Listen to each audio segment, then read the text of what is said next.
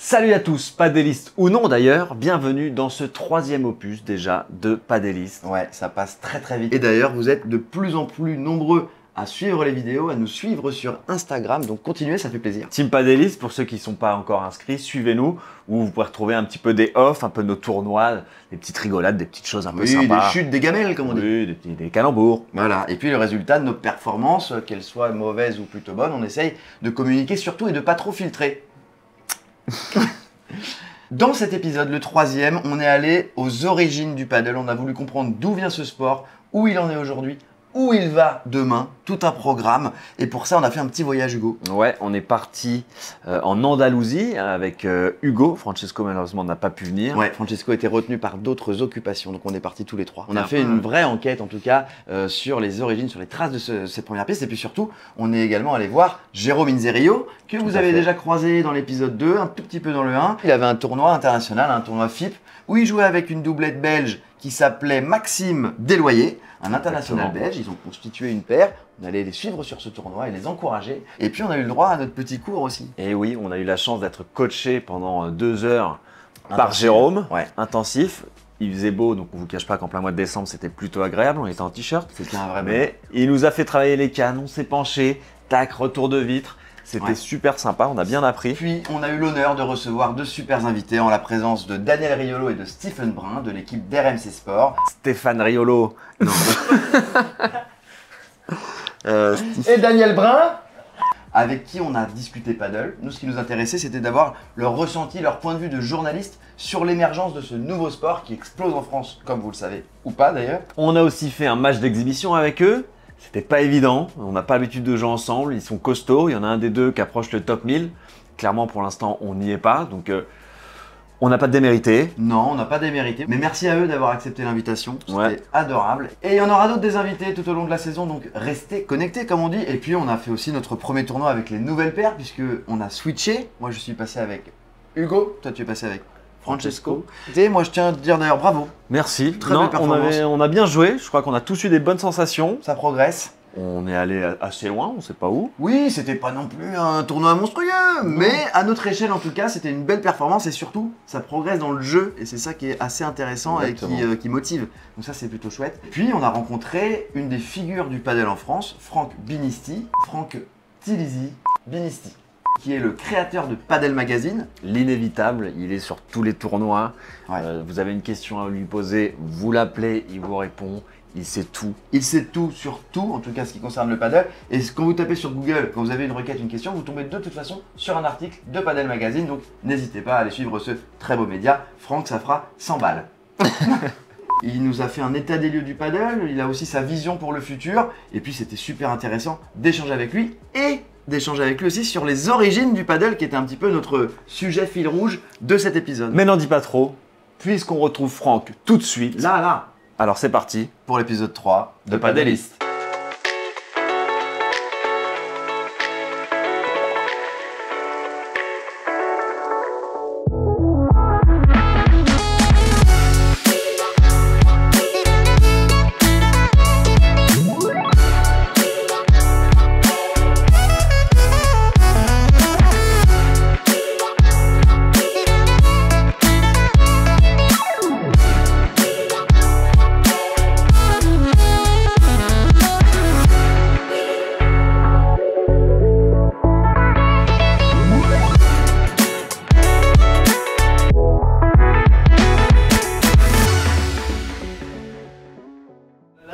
Arrosé, hein, on va essayer de mettre à la hauteur. 3. Oui, il est beau celui-là. Qui es-tu, Franck, déjà pour commencer? Est-ce que tu peux te présenter en quelques mots? Alors, je suis le fondateur de Padel Magazine. C'était il y a 10 ans. Au départ, c'était plutôt une idée de faire un blog comme ça pour s'amuser. 2014-2015, je crois que c'était principalement 2015, on avait intégré dans Tennis Mag un mini-mag de Padel Magazine. Ok. Et donc on l'a fait en partenariat avec eux. Est-ce qu'il y a une version espagnole ou je dis n'importe quoi de Padel Magazine? Oui, Padel Magazine est en multilingue. Au tout départ, lorsqu'on se lance en 2012-2013 dans le paddle, on parle de la France, il n'y a rien ou pas grand-chose. Mais on pourrait dire en temps en Europe. Et on pourrait même en dire autant presque en Espagne.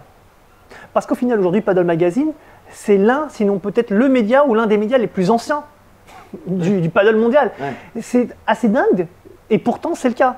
Raconte-nous un peu le suivi des tournois que vous faites. Comment ça se passe? Beaucoup de clubs parfois font appel à nous pour soit les aider dans la communication, la publicité de leurs événements, et puis parfois ils en veulent plus, donc on en fait plus par rapport à des tournois internationaux, et donc c'est pour ça que parfois on se déplace un petit peu, parce que ça ne se passe pas qu'en France. On peut partir effectivement, on est parti en Suède, enfin Espagne, enfin on part un peu partout. On va voir tous les acteurs du monde du paddle, donc tu en fais partie largement, mais particulièrement dans cet épisode. Pourquoi?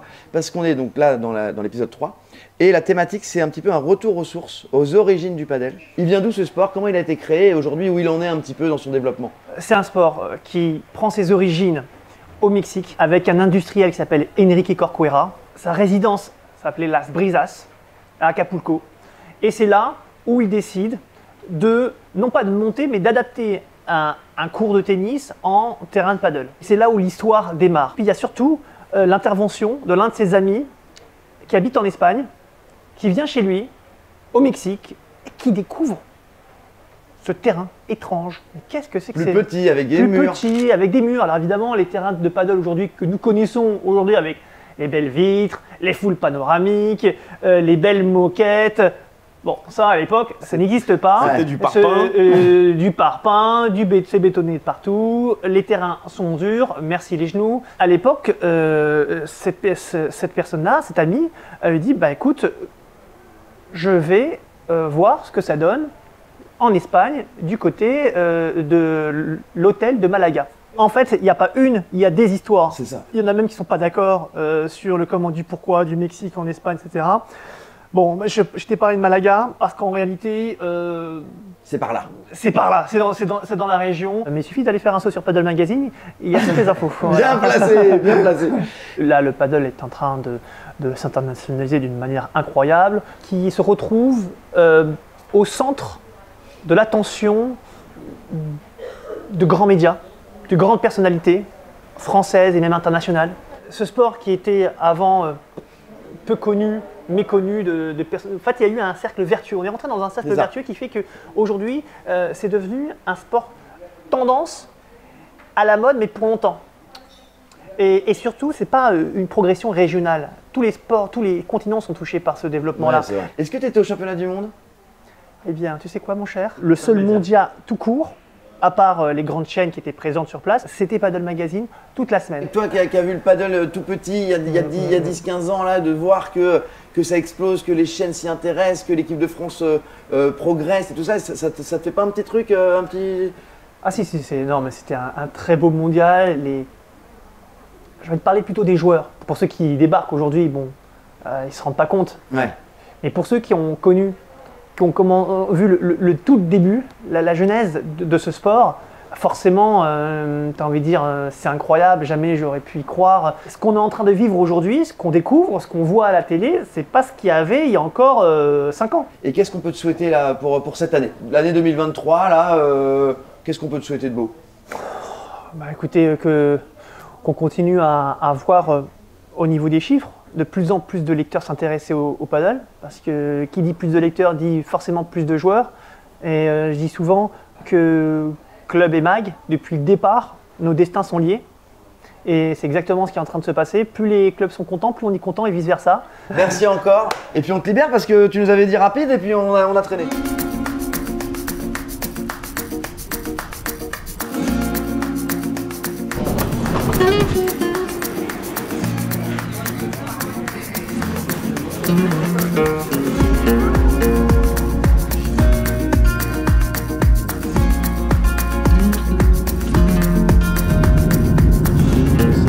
On est dans l'avion en direction Malaga, Marbella, les origines du paddle. c'est là que le paddle est arrivé en Europe, c'est dans le sud de l'Espagne. On va essayer d'aller aux sources du paddle, retrouver peut-être cette première piste. On va se balader un peu dans les rues, un peu sonder les gens, voir s'ils savent où il est, s'il existe encore, on sait pas. Petite chasse au trésor. On a fait exprès de pas trop se renseigner pour que voilà, on est un peu suspense là aussi de retrouver les origines du paddle en Europe. Et puis Jérôme Inserio nous attend là-bas. Ouais. Il nous attend. Il a un tournoi là-bas. Avec un peu de chance aussi, il va nous faire un petit cours aussi pendant le week-end. Un petit stage intensif. Et puis Alors évidemment, pour vous ce sera un petit peu daté, mais on est en plein dans la Coupe du Monde. Et demain soir, en direct de l'Espagne, on va pouvoir suivre France-Angleterre. Quelle est l'issue de cette Coupe du Monde, vous le savez? Nous pas encore. Pas nous. Bonheur, tristesse, je ne sais pas. Et en tout cas, on va vibrer depuis un petit bar andalou. Vous avez promis le soleil? Ouais. T'as raté. Il pleut. Tout va bien. Welcome to Malaga. Bon bah c'est parti. On a récupéré les clés de la voiture. Vamos à la playa. Et on va au tournoi, on va rejoindre Jérôme qui va commencer son match. Attention, Jérôme. C'est parti.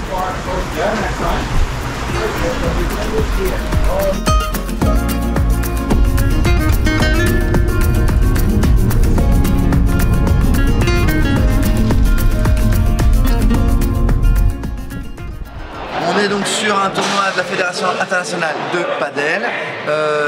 Jérôme aujourd'hui 130e mondial. On a commencé à parler un peu avec lui, mais on débriefera tout ça après. Et le tournoi a pris un peu de retard. Ouais, il a flotté toute la nuit. Avec le vent, on s'est rentré sur les terrains. Du coup, ils ont dû attendre un peu que ça sèche. Et là, c'est parti. Et d'ici, je pense, une petite demi-heure, une heure, il va jouer. À mon avis, prochaine rotation, il va pouvoir jouer.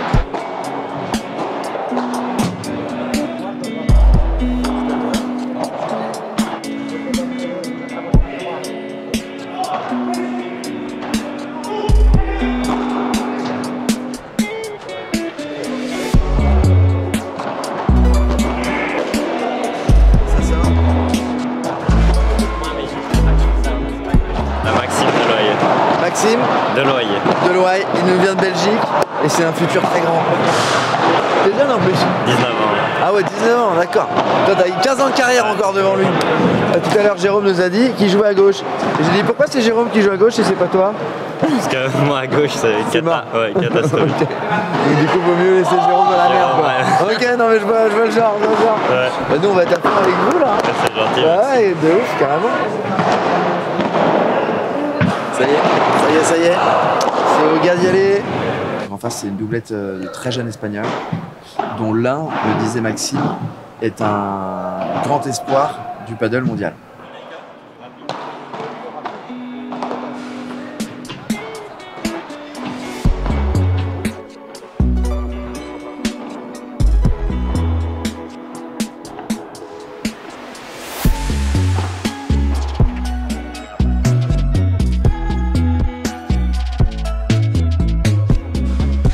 C'est royal.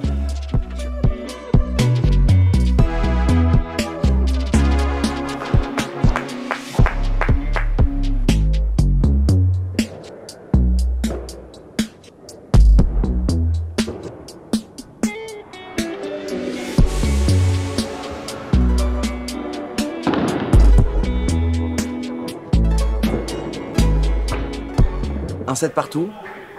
Ils sont un peu sortis de leur match sur la fin du deuxième set.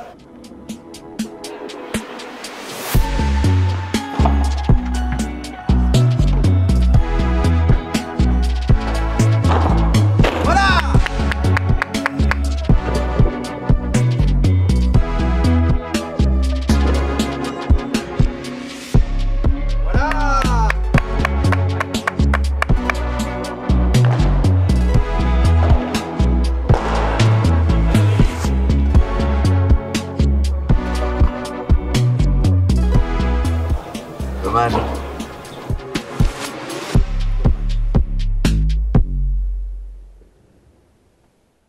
Ça fait chier parce qu'on fait un bon premier set. 2-2, on a 2 balles de break pour faire 3-2. Et on les fait pas et du coup après on fait 2 mauvais jeux. Et après ils ont commencé à mieux jouer. Ils êtes sur 2 jeux, ils ont ramassé des trucs improbables. Ouais. Ils ont commencé à mieux jouer. Et puis après, et ça tourne tout de suite. ouais, la confiance elle a changé. Ouais. On fait pas les balles de break et après ça a tourné tout de suite. Mais pour une première à gauche, je suis content, c'était pas mal. Ouais, Mais bon, je sens que tu vois, t'es un peu un... les zones. Bien joué Maxime, c'était cool, mais on s'est régalé. On n'a jamais joué ensemble. Ouais, première fois, petits détails. première fois ensemble. Ouais. Maxime et vos adversaires, est-ce que vous avez conscience quand même d'avoir joué avec un médaillé au dernier championnat du monde de Dubaï? On en avait parlé dans l'épisode 2, puisque l'équipe de France masculine a ramené une très belle médaille de bronze et la médaille. Exactement. Jérôme nous a fait une surprise, elle est là. Elle est là, la médaille de bronze. Elle est très très sympa. Très belle. Ah, c'est la classe. C'est un bien bel objet. Bravo les gars, magnifique. Voilà, merci les gars. Et la Belgique, chez les hommes, on a fait quoi? 6ème. 6ème? Ouais, Ah, l'année passée, on a ils ont battu fait les- on a battu 9e. les Belges. Ouais, Ok, 6ème, c'est pas mal. c'est déjà très bien, ouais. Tu t'es régalé, c'était cool? Ouais, c'était magnifique. Première expérience. Trop bien. C'était top. Demain, on va à Marbella et l'après-midi, on s'entraîne avec Jérôme. J'espère que vous êtes en forme. On est chaud.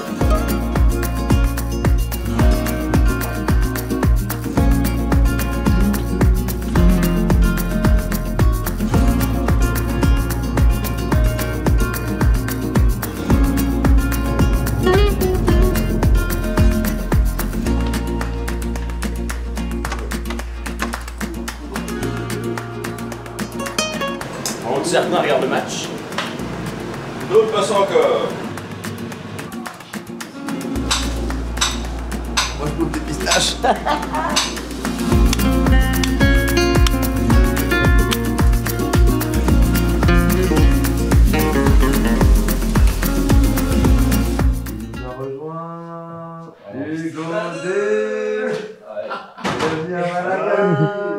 J'y pensais même pas qu'il y avait géré le canal.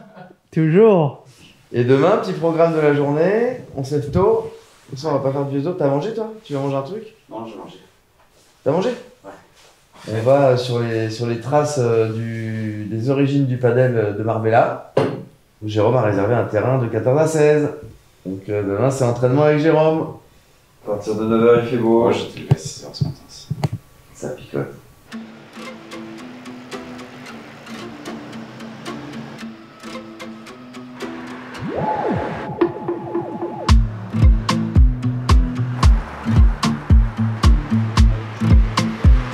Et on est prêt pour commencer cette grande journée. Allez, direction Marbella. Vamos!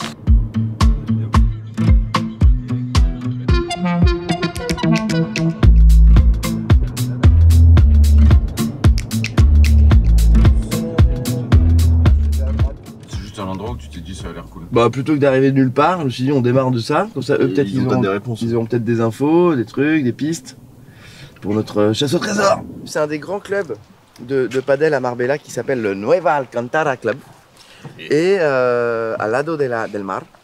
Et l'idée c'est d'aller voilà, commencer à les interroger, découvrir le site qui apparemment est extraordinaire et puis leur demander est-ce que eux savent peut-être où a été construit le premier terrain piste de padel en Espagne.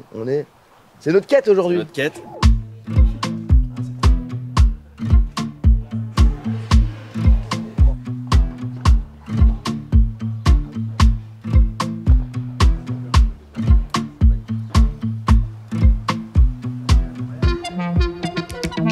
Est-ce que ça donne pas envie d'ouvrir sa petite salle de paddle? Ça donne envie d'ouvrir sa salle, mais franchement là ça met la barre très haut parce que c'est propre, c'est net et puis voilà.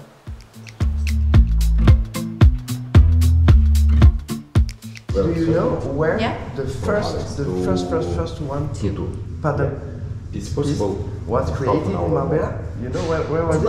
hours? It was in the Rackets Club.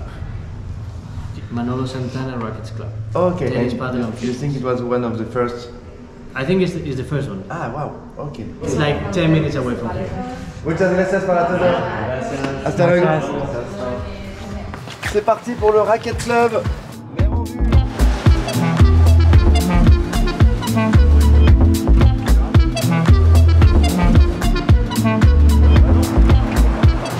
Imaginez-vous à la volée. Alors Jérôme nous donne un indice dans notre quête, il a vu sur Instagram qu'on était en train de chercher, il me donne le Real Club de paddle de Marbella. Ok, donc ce sera peut-être la prochaine étape, mais en attendant, on est ici au... Manolo Santana Rackets Club.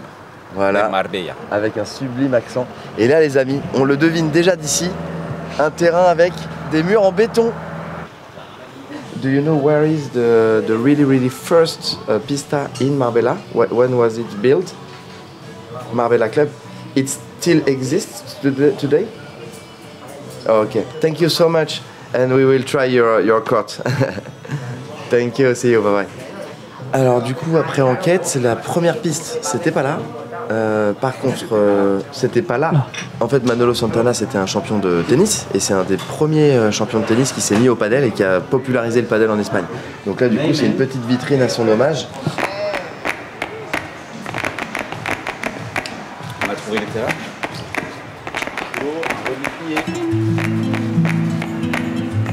Tu pourras le mettre un peu noir et blanc, Aurel, avec une vieille image, un petit grain? Je vais vous montrer ce que j'ai ramené du Mexique. C'est un sport extraordinaire. On peut jouer avec les murs.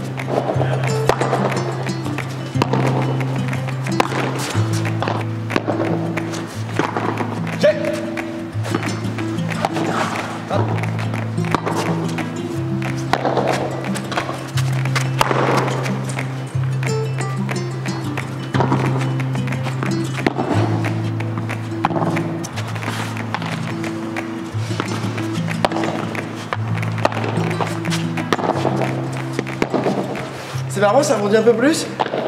On se fait un peu plus dans une cage parce qu'on voit pas au travers. Ça résonne pas mal. Et puis surtout, là où avec les murs souples, un peu plexi, verre, on peut s'appuyer. Là, si tu cognes la tête, ça pose problème. Très bien.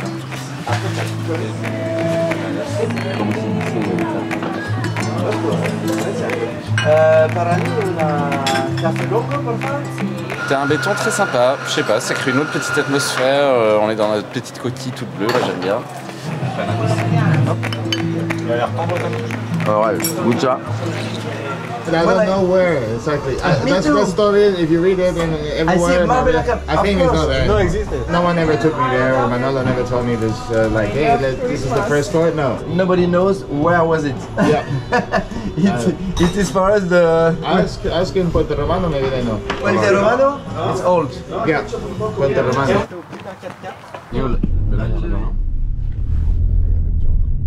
We try to go to the beginning of the paddle, the first paddle court in Marbella, because the first was built in Marbella, but we don't find where this first court was built. Do you have this information, or do you know something that could help us? Nobody knows that where exactly it was. Marbella Club is an hotel now, no? Yes. Personne ne sait où c'est, tout le monde nous parle du Marbella Club, mais Marbella Club c'est un hôtel aujourd'hui. Ils n'ont pas l'air de dire que, en tout cas ils se rappellent plus si oui ou non il y avait du paddle quand on a des personnes au téléphone. Donc tout le monde sait que c'était à Marbella, l'origine, tout le monde sait que c'était au Marbella Club, mais personne ne sait où c'était. Donc, on est en difficulté là. Allez, on tente un dernier coup, après il va falloir aller à l'entraînement avec Jérôme. Sur l'historique de l'hôtel. De l'hôtel quoi? Our Story, bah du Marbella Club. Mais c'est sûr. La raquette, on verrait le cordage dans l'ombre. Mais oui, il y a eu ça, t'as raison. C'est ça d'être un détective. Le cousin du roi. Marbella Club Hôtel, c'est là. À droite. Ça? À droite. Là tout de suite? Ouais. I think it was Puente Romano, the next hotel. I think that no. You don't I'm hear sure. about this, so you if it was this. Anyway, there is no place for paddle. Yeah, and there is no the history of this here. You work here, so No. if it was, you know. I think. Yeah. Thank you so much. Thank you. Thank you. Bye bye. Bye. Peut-être le même complexe historiquement, parce que ce truc-là, Club Marbella, ça faisait 15-20 hectares dans les années 50. Donc si le truc il est à 300 mètres, c'est juste que ça a été splitté au moment où les propriétaires historiques ont disparu, ça a été racheté le chien. Je vous fais l'histoire, j'ai tout lu là, voilà. Notre enquête à Marbella s'arrête ici. Soit ils ont l'information précise, soit on sait que c'était là, on est sur les terres, mais on ne trouve pas le tout premier qui doit plus exister. Ça on le sait. Il n'existe plus, c'est sûr. Ça c'est sûr. On trouve pas de personne qui a ouï dire la vraie histoire. Là. Si c'est qu'il est sur les 2 km de long de côte. Dans cette zone-là. Dans cette zone-là, voilà. Maintenant on va essayer d'avoir une information plus précise. Ramon, who is the last manager of the tennis club, is playing right now. Okay. So I'm going to ask, just in case. Ah, okay, ok, very nice, ok. Encore un très beau site, hein. Magnifique.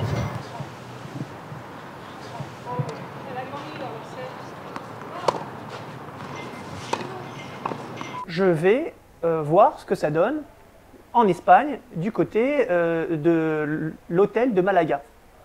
Malaga ou Marbella? L'hôtel de Malaga, alors, où sera installée une voire deux pistes. Mais je sais qu'à Marbella, ça n'existe plus, le terrain n'existe plus. Il y a par contre un petit mot sur l'endroit, puisque c'est un très bel hôtel aujourd'hui, un très bel endroit où se trouvait l'ancienne piste de paddle. Et il y a effectivement là où se trouvait la première piste de paddle. On est parti, nous, pour cet épisode, donc retour aux sources du paddle. On est parti donc à Malaga et à Marbella. Et on a cherché ce premier cours, cette première piste.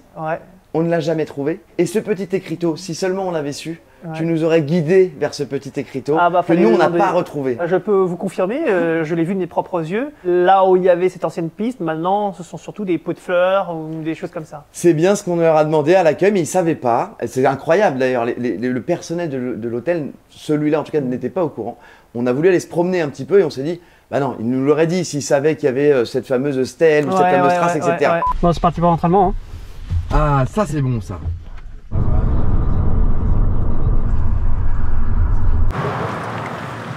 On vient d'arriver sur le site pour retrouver Jérôme qui nous attend pour notre entraînement. On est très chaud. Il fait très bon. Ça va les gars?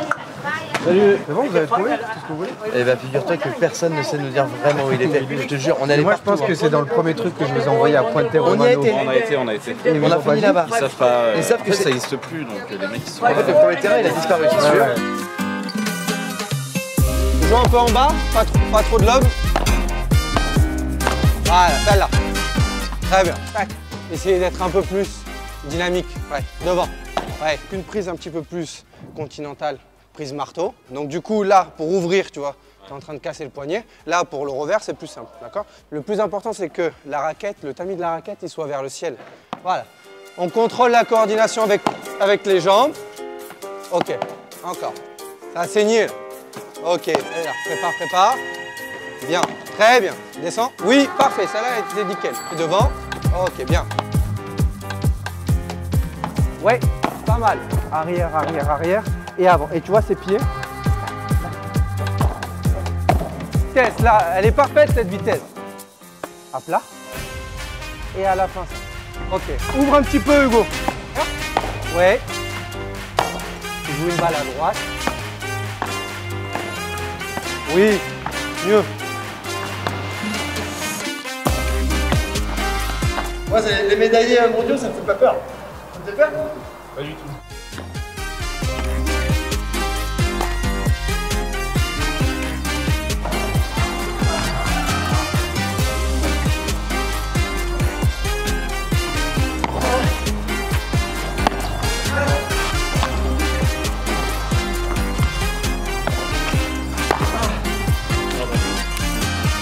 Au début du match, peut-être se mettre en confiance, que l'échange y dure, de jouer simple. Et après, tu vois, quand t'es bien, t'es en confiance et tout ça, eh ben après, on essaye de frapper un peu plus fort. Les match, on essaye de frapper un peu plus, faire des par 3, d'accord? Mais au départ, si vous frappez fort tout de suite, il y aura beaucoup de fautes. Bah alors les gars, ça boitille, hein? Ça pique les genoux. France-Angleterre! C'est ça, France-Angleterre. Allez les Bleus, c'est un endroit assez calme, mais en même temps en Espagne, bon, c'est France-Angleterre quoi. Et on a l'écran devant nos tronches. Ouais, l'écran est là, et on va commander des petits tapas, et aller croiser les doigts très fort. Ce qui est absurde, c'est que vous qui regardez la vidéo, vous connaissez déjà le résultat. Allez Kylian, c'est Kylian, le doublé. Montez, allez les Bleus! Il y a pas.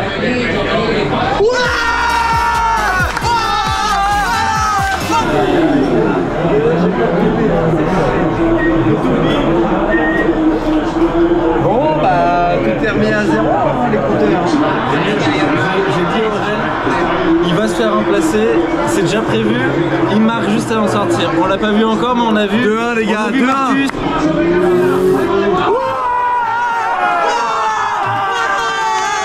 Le bar est de plus en plus français.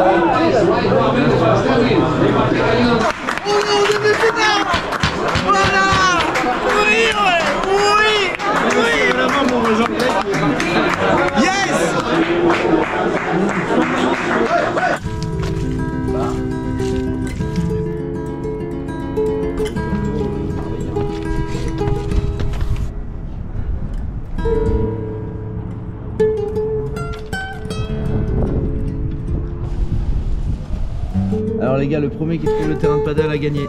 T'en as vu toi? Non, non.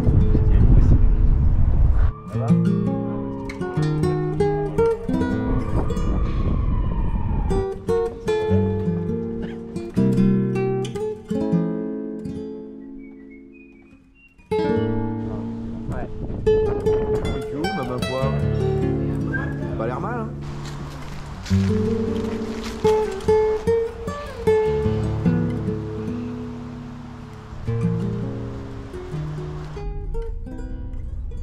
Salut tout le monde, on se retrouve avec Jérôme a.k.a.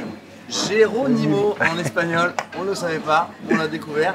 On voulait parler avec toi de tes autres activités. Je pense beaucoup à ma reconversion parce que je ne vais pas jouer une éternité au paddle. Ouais. Et donc aujourd'hui, j'ai une académie de tennis et une académie de paddle en région parisienne qui s'appelle Puntaco.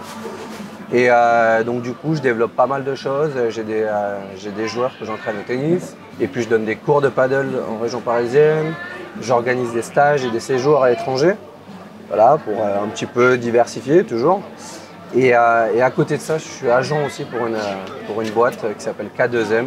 Ouais. Et où on aide les joueurs de paddle et autres. C'est pas que du paddle. On essaye d'aider les joueurs, leur trouver du financement parce qu'une année ça coûte très cher. Et donc du coup voilà, on essaye de les aider un maximum. Tu sens que dans le paddle ça change, c'est plus facile pour un joueur, pour un bon joueur, d'avoir ou joueuse, d'avoir des sponsors, un équipementier, tu sens que ça bouge quand même? Ça bouge énormément, ouais. Okay. C'est vrai qu'il y a peut-être 4-5 ans, avant il n'y avait personne qui s'intéressait au paddle. Depuis 2 ans maintenant, il y a eu Robin Aziza qui a commencé avec Tony Parker à lancer ça. On accompagne Maxime Moreau. Ouais, top 10 français. Exactement. Ouais. Mélissa Martin. Ouais, Mélissa que Martin. vous connaissez très bien. On est bien. Voilà. Et ensuite Julien Serin. Julien Serin, top 20 français. Top 20 français, youtubeur aussi, qui fait beaucoup de vidéos. En fait, vous faites le lien entre les sponsors et les acteurs du milieu. Exactement, parce que ça demande énormément de temps. Ouais. C'est vrai que parfois quand on a une structure ou quand on est joueur, on n'a pas envie de s'occuper de ça. Donc du coup, tu sais pas faire toute tournée, tu sais pas bien comment sûr, ça fonctionne. parfois on ne sait pas le faire aussi. Ouais, c'est ça. Tu peux faire tout seul. Tous les joueurs à peu près se débrouillent tout seuls depuis des années. Ils montent un book et après ils envoient leur book à plusieurs boîtes, des marques, des entreprises, voilà, ça peut être de tout. Aujourd'hui, on ne vit pas du paddle.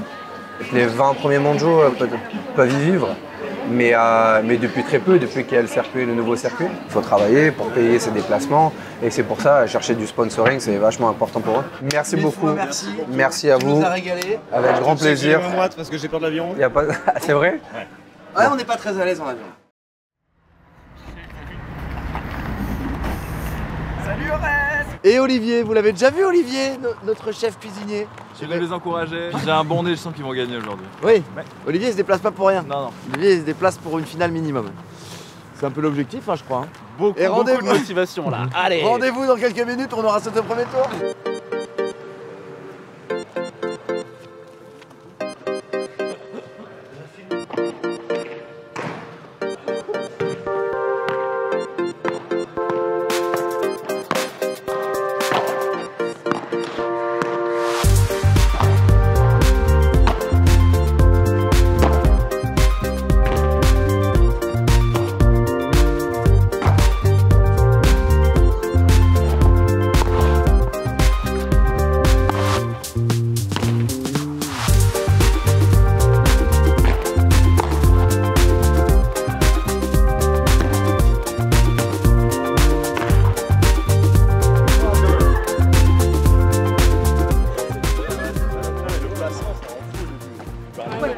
Ça commence dur, on dirait. Mais je pense qu'on est en retard à 1 mètre.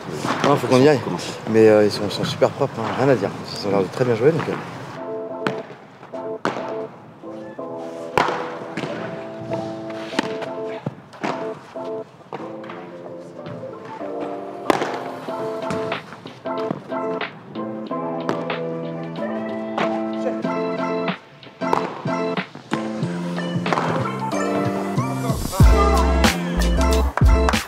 Après des débuts un peu troublés, ils se réveillent là. Ils sont tombés sur une grosse équipe pour un premier match. Ouais, grave. Et ils sont bien, là, ils ont l'air bien. Ouais, ils ont l'air hyper concentrés, vraiment dedans. Et ils ont la gagne, je crois. Ils ont faim. Bien, Antoine, Antoine, il est mort de faim. Antoine, il a la dalle. Ah, il a la dalle.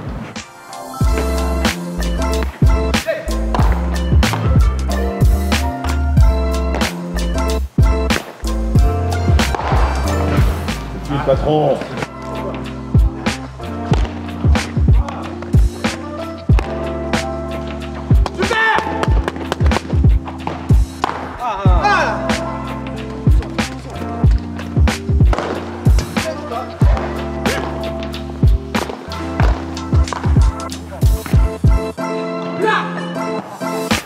Ouais, c'est marrant là.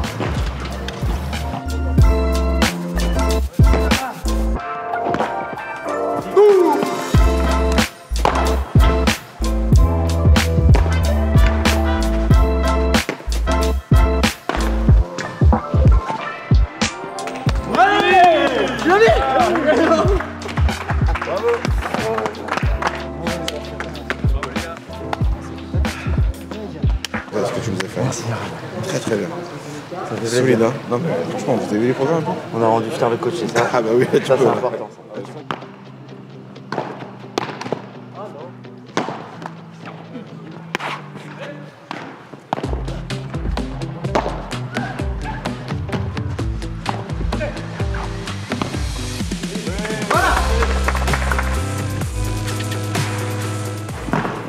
C'est balle de 7.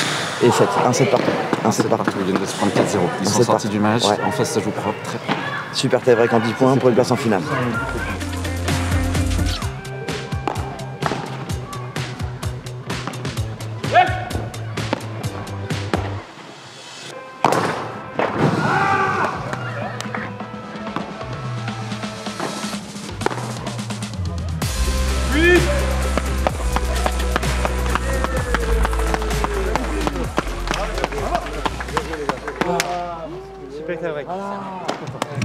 Première finale. Ouais. 4-1-2-1, un commentaire?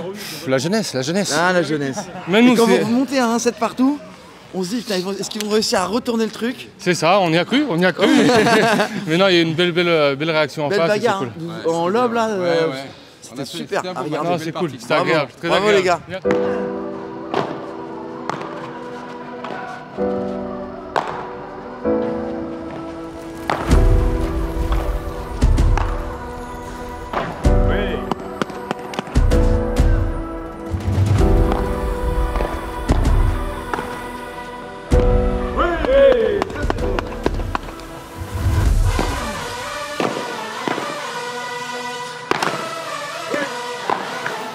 Solide, Hugo, solide.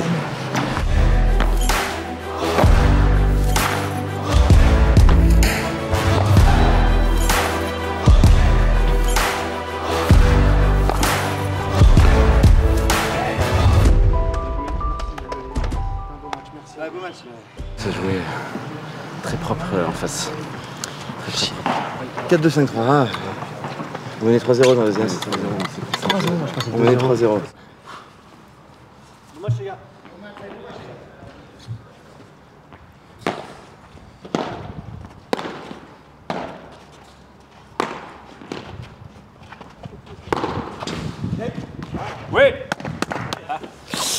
Ça va être chaud, ça va être très serré je pense. Et ils jouent contre ceux qui nous ont éliminés.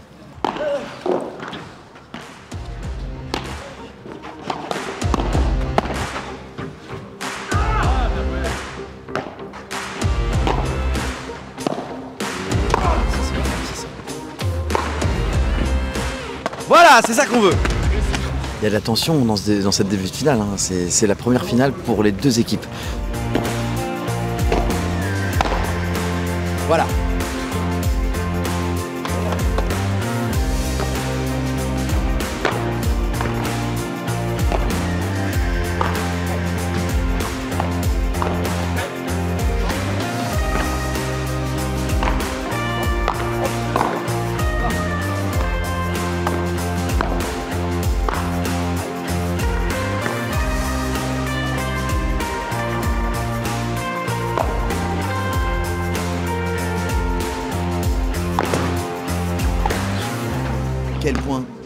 Quel point, super, bravo, super, bravo. Tu vois le coup que ça te coûte, magnifique. Gagner un point.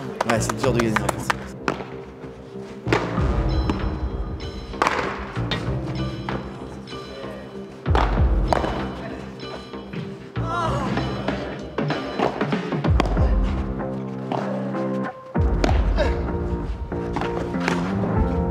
ça sort, hein, c'est de partout, voilà.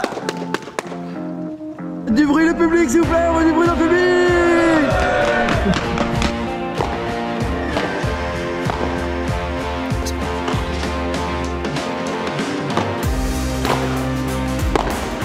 C'est super, vas-y.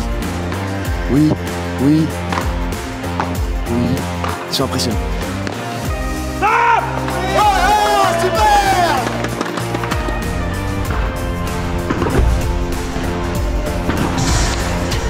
Allez, allez 5-9. On va chercher ça, voilà. C'est pas fini. Ah, c'est très haut. Elle est bonne. Elle est bonne. Ouh là là. Allez, allez 6-9.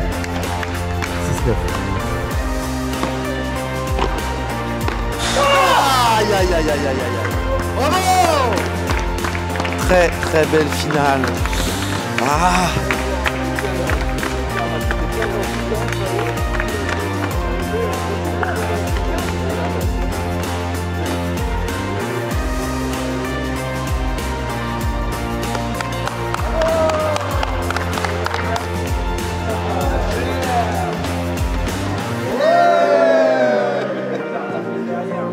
C'était des super matchs, on s'est fait plaisir avec des super joueurs, je pense que ça va progresser très vite et dans quelques mois ils vont nous mettre une tôle rapidement, on aura du mal à les prendre mais bon. Ils ont très très bien bossé et puis ils mettent tout en application donc on peut, voilà, on est bien là. Suite de la journée, on file au resto avec Olive, avec Hugo, préparer la soirée, on a un peu de monde ce soir. Et, puis, et vous aussi, vous allez au boulot? Au taf, derrière le PC, clac. Derrière le PC. Tu retournes à l'atelier, Francky? Je vais gratter. Il va gratter du bois, nous faire des petits violons. Moi je vais faire un peu de surf, les gars, je vous laisse. L'étendard sanglant élevé, l'étendard sanglant élevé. Entendez-vous dans nos campagnes mugir les féroces soldats. Allez les bleus, allez, allez, allez, allez, on y va, hein. On y va, on va la chercher celle-là. La tête de lion.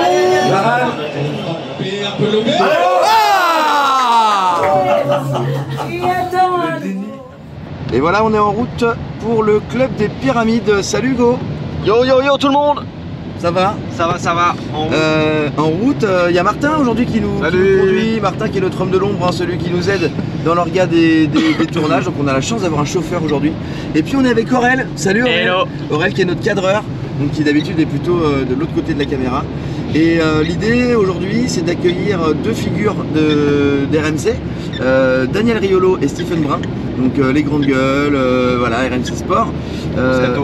Le Moscato évidemment. Et l'idée c'est que toute la saison, Hugo, on va accueillir des invités pour parler de paddle, pour jouer avec eux au paddle. Bonjour messieurs. Salut. Salut. Merci et bienvenue, merci d'être là. Nous on n'est pas sportifs et on n'est pas journalistes. Donc du coup, on a beaucoup à apprendre de vous. Nous, ça commence bien? Nous, on est les deux, donc bah c'est ça, c'est l'idée. C'est toute la diff. Ce que j'aurais aimé, c'est peut-être vous présenter, pas moi, parce que vous fassiez une toute petite présentation croisée. Alors Stephen, c'est mon copain. Déjà, c'est la base. C'est la base déjà. Et après, il est consultant. Il est devenu consultant tout sport, même si à la base, son sport, c'est le basket. Ancien très bon joueur de basket, hein, Steve, quand même. Champion de France. Avec Nancy? Nancy avec Nanterre.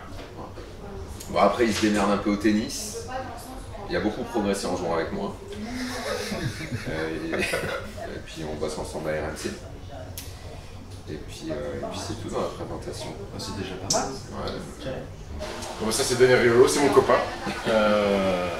Journaliste, éditorialiste, spécialiste de foot, même si Daniel est capable de parler d'autre chose. Joueur de tennis aguerri, Daniel, c'est lui d'ailleurs qui m'a embarqué dans son club de tennis au TC16 vers la porte de Saint-Cloud. Okay.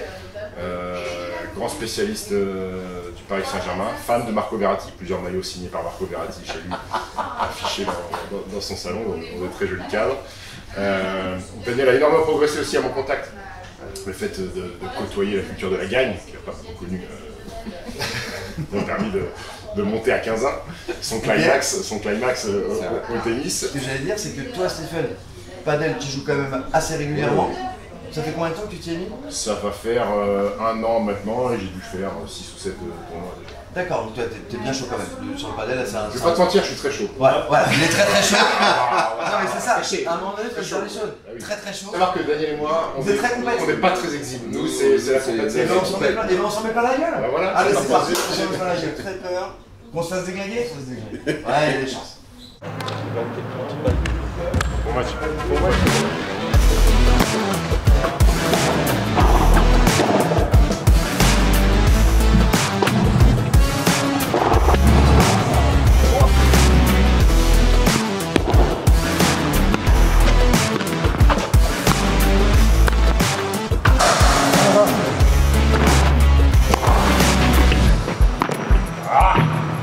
C'est bien parce que c'est sur votre chaîne et qu'on vous laisse un jeu quand même.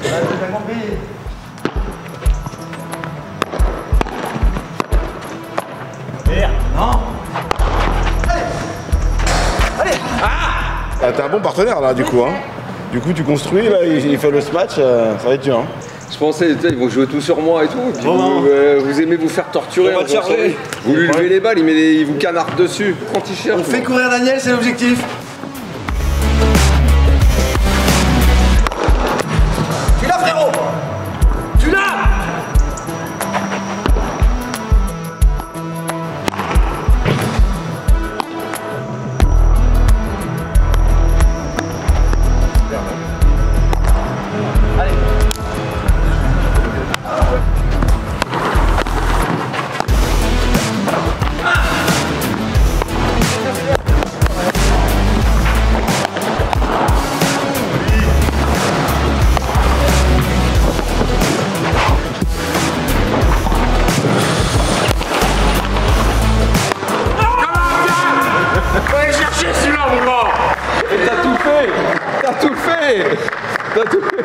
Je regardais, les gars, merci messieurs. Merci. Aurel, là on prend Stephen très rapidement. Je serai un peu fil rouge avec tous les invités qui veulent participer. L'idée c'est 10 balles en l'air. Et Stephen, ils doivent faire sortir un maximum de balles à l'extérieur. C'est un peu le coup ultime au padel. Donc par 3 ou par 4, soit sur les côtés, soit derrière. L'idée c'est qu'ils sortent un maximum de balles à l'extérieur en se matchant. Tu penses en sortir combien? Franchement, aucune idée. 4, ce serait bien. 4 sur 10, c'est l'objectif. Après, tout dépend du mec qui fait les lobes, c'est important.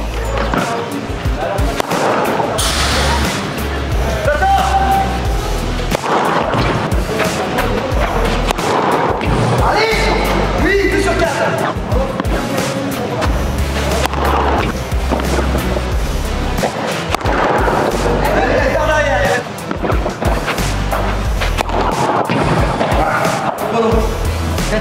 Allez, 5e.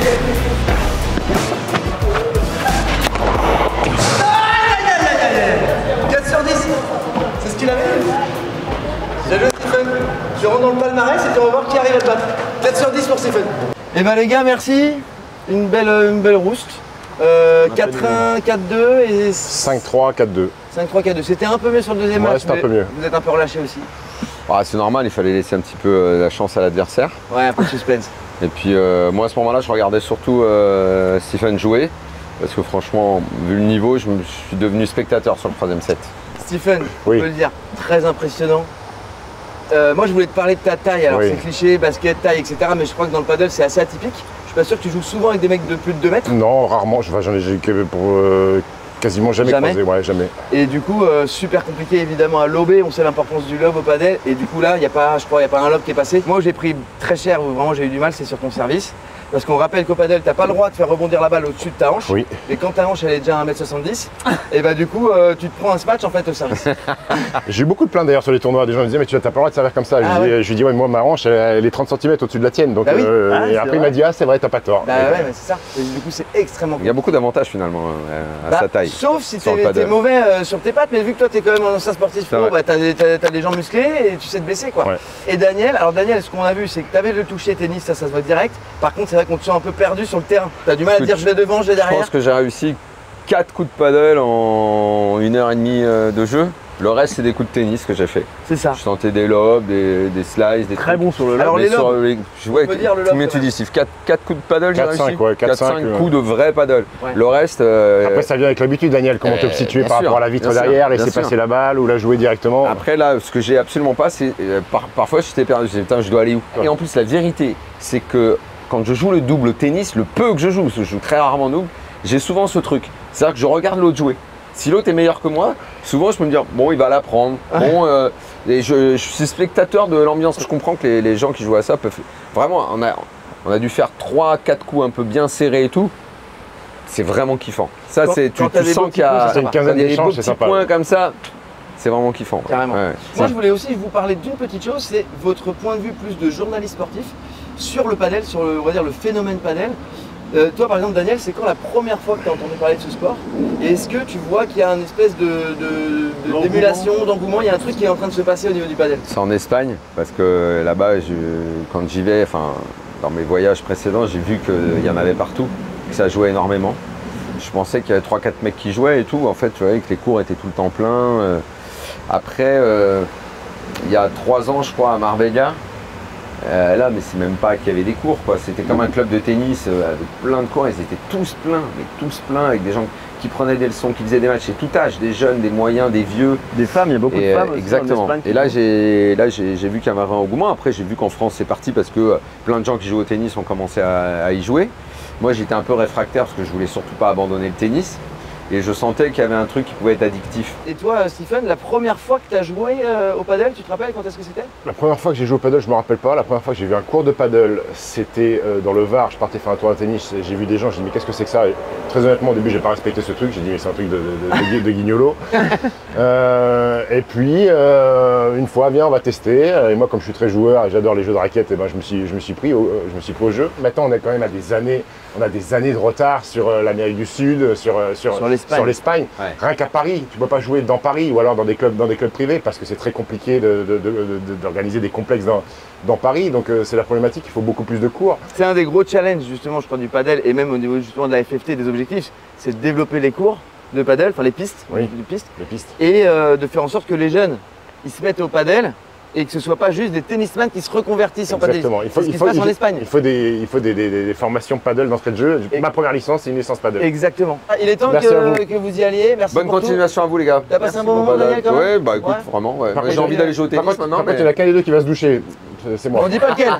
S'il y a une saison 2, les gars, on se reprend et on espère qu'on vous accrochera un petit peu plus. Bah, je vous souhaite de bons moments. Travaillez beaucoup alors. Hein. Ils sont sympas. Toi aussi, Daniel, toi aussi. T'es sûr que t'es vraiment gaucher? T'as déjà essayé de la main droite? Peut-être que t'es. Le lundi soir.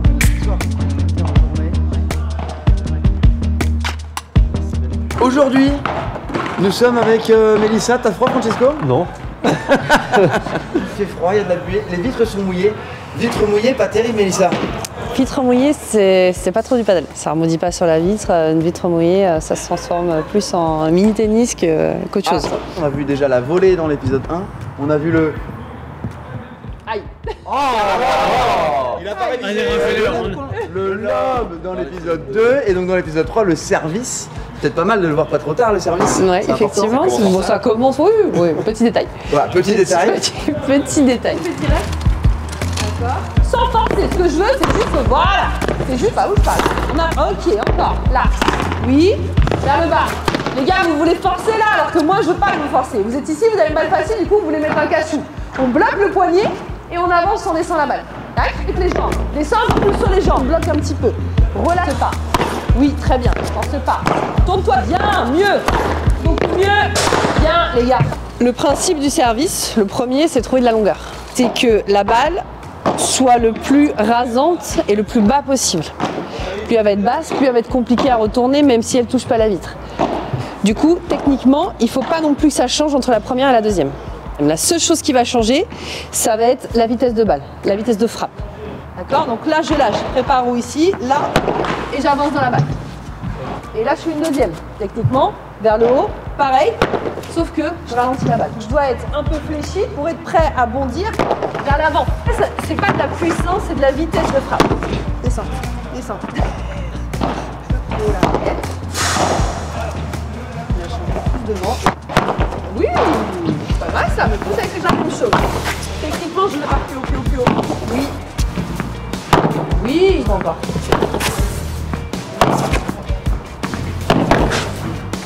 Oui. Ok là. C'est mieux? Ah bah oui, non? Vous l'avez bien, franchement, vous l'avez bien assimilé et plutôt bien senti. Hein. Le service, une préparation qui va être assez haute, un peu comme un smash. Le lancer de balle qui doit être aussi assez haut, un peu loin de soi et devant. Et prendre son temps, attendre qu'elle rebondisse, et qu'elle monte jusqu'au niveau de la hanche pour pouvoir ensuite redescendre vers le bas avec un poignet qui va être ferme et une main qui peut légèrement se relâcher. Et à partir de là, on transfère vers l'avant et on trouve de la longueur. Je vous mets au challenge les gars, attention. Je vais essayer de balancer mon meilleur service, j'enlève les charges. Objectif pour chacun de retourner le service. Prêt? 1-0. Mélissa 1, Pédélie 0. Oui. Facile. C'est loin. 2-1. Serait-ce une balle de match? Allez, go.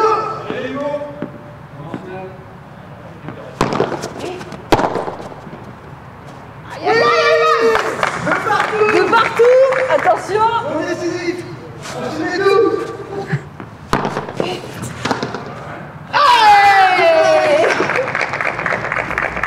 Fini l'entraînement avec Mélissa sur le service. On a une demi-heure, on va faire un petit match entre nous, petit match d'exhibe, comme on dit. Ah, l'orgueil, il est terrible, terrible. On veut tellement gagner, c'est pas possible. Surtout, on veut que les autres perdent. C'est surtout ça. Dommage.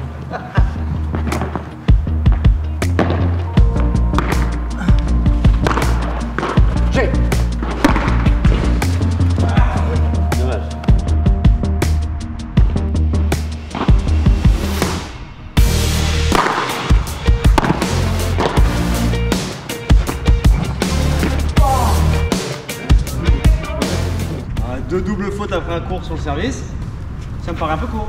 C'est ça, moi. Ah hey.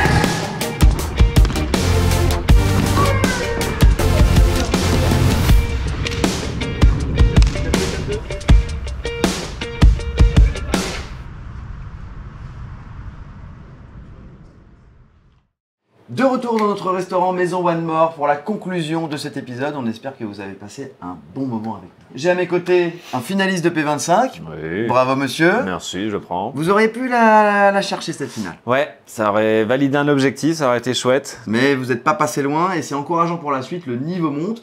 D'ailleurs, on va faire un petit coup d'œil aussi sur l'évolution du classement qui sera mis à jour dans quelques jours. Donc Aurel va nous glisser juste là une infographie. Ah, pas mal. Ouais. C'est long. Costaud. On progresse, pas énormément, mais ça monte un peu. On fait pas autant de tournois qu'on aimerait parce qu'on est très occupés tous les quatre dans nos vies au quotidien. On va essayer d'en faire un petit peu plus sur le prochain épisode. Pour l'épisode 4, là, on a déjà 2 P100 qui nous attendent. Ouais, on va monter. Et puis vous avez vu cette enquête qu'on a menée en Espagne, pas facile de trouver ce fichu terrain. Si vous avez des infos, si vous avez vu la plaque, n'hésitez pas en commentaire à mettre une photo, un indice. Une photo de la plaque, on aimerait bien savoir, avoir le fin mot de cette histoire. Je pense très franchement qu'on est passé à ça et que malheureusement les gens n'aient pas les bonnes infos. Il nous reste à remercier tous ceux qui nous soutiennent dans ce projet, à commencer par la Fédération Française de Tennis qui est derrière nous. Wilson, toujours au top, regardez ce magnifique pull. Ils sont là, voilà, c'est franchement de très belles factures. Également remercier les invités, Daniel Riolo, Stephen Brun, Franck Binisti, Jérôme Inzerio, toutes les personnes qui nous accompagnent sur ces vidéos et qui nous accueillent les bras ouverts, donc c'est super cool. Ouais. N'hésitez pas aussi à nous suivre sur les différents réseaux. Hugo va vous dire comment ça se passe, le mode d'emploi. Rien de plus simple, sur Instagram, Team Padelliste, et sur YouTube, likez, commentez, mettez un pouce bleu, ça nous donne de la force. Et puis on peut activer la petite cloche, ça vous permettra de savoir quand le prochain épisode sort, et du coup de vous donner rendez-vous pour l'épisode 4 de Padelliste. Salut! Ciao.